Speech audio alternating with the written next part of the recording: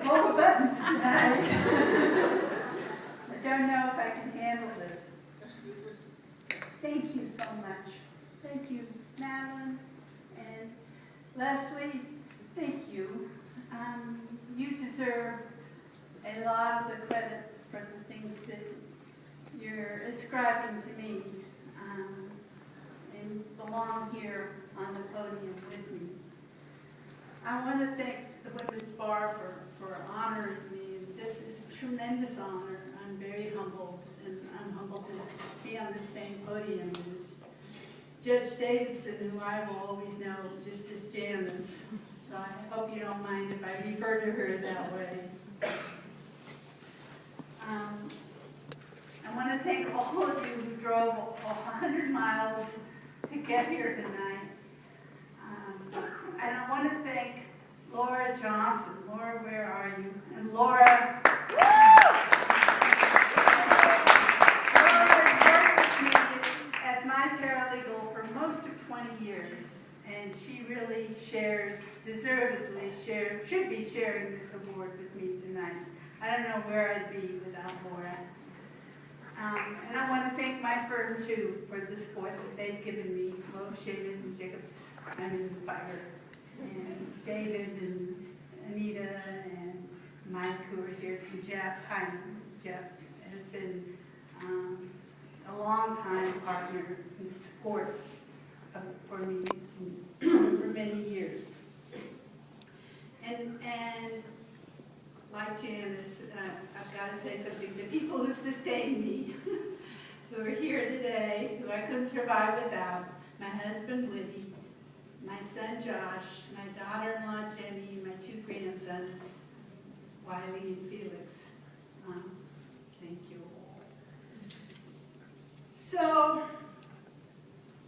in thinking about what I wanted to say today, I'm going to go, I want to talk a little bit about what I've seen, and about my family, and about things very personal to me. If I look back at my grandmothers and their generation, their idea of work, at least after they were married, their work worlds were confined inside the home. It was sewing and cooking and taking care of their raising a family. And they didn't know that this was a limited world. They didn't ask questions. They just accepted these limitations on life. And my mom came along, and I do truly stand on her shoulders in terms of my career. She went to law school in 1933. Went to work for the Labor Department. In those days, you could only work for the government or be a legal secretary. And much later, founded the first women's law firm in the San Francisco Bay Area, doing family law. But, you know, she was sexually assaulted by her boss on her first job with government. And she stayed home for 15 years to raise a family, and then had a terribly hard time breaking back into the legal community.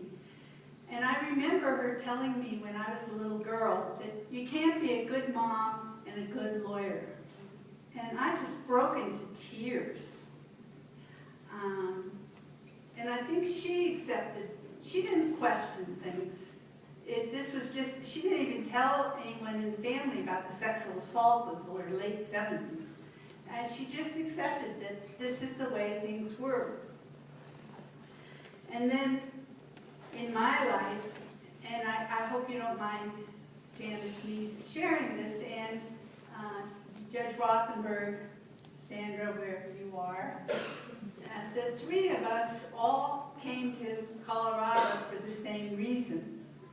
We were all, and this is kind of a remarkable coincidence, we were all lawyers already, and but we came here without jobs and without any legal contacts here, because we were following our husbands, we were supporting their careers.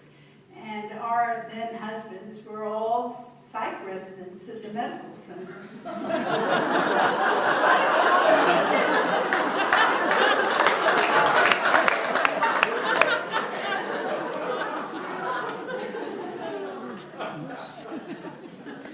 And we were all within a year of the same class, and the psych residency at medical center is very small. There may be like 12 residents in a given year.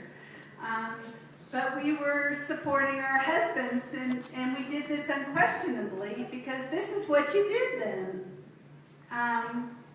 And when I started practice, I'd come out to the receptionist. I'd come out to greet a client, and they'd call me Sweet Pea and Honey, and or they'd ask me to go get them a glass of water.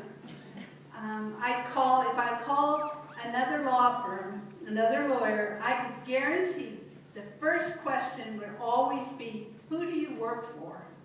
Because nobody ever took me to be a real lawyer.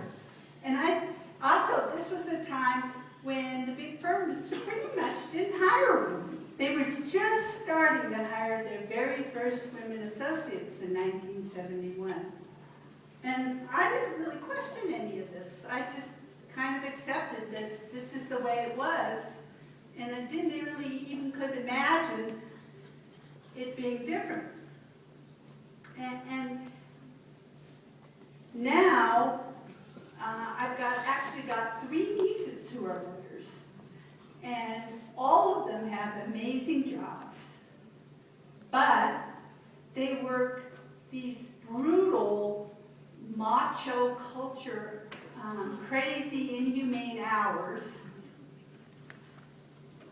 and they're still subject to the glass ceiling that affects us all, and which still means, ladies, that the really high-paying jobs all go to the guys.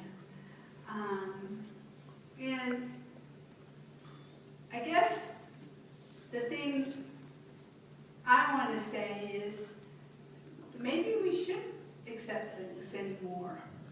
Maybe there really isn't any reason. Why can't we have it? Why can't we have a fulfilling career if we want it?